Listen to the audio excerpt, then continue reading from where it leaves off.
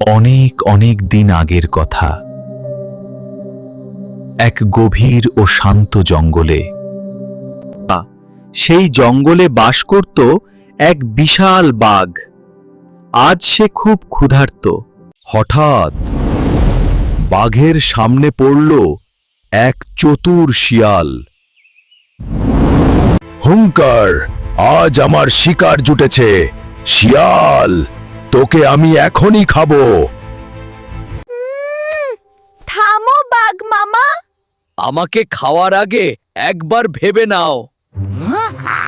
ওপরওয়ালা আমাকে এই জঙ্গলের নতুন রাজা হিসেবে পাঠিয়েছেন। বিশ্বাস না হলে আমার সাথে চলো। তুমি রাজা? ঠিক আছে, চল দেখি। যদি মিথ্যা বলো তবে তোমায় ছাড়বো না। শিয়াল আগে আগে আর বাঘ তার পেছনে। শুরু হলো বনের মহড়া। সব পশু বাঘকে দেখেই ভয়ে পালাতে লাগলো, কিন্তু বাঘ ভাবল তারা বুঝি শিয়ালকেই ভয় পাচ্ছে। বাঘ ভয়ে পালিয়ে গেল। এভাবেই গায়ের জোরের চেয়ে বুদ্ধির জোর সবসময় বড় হয়।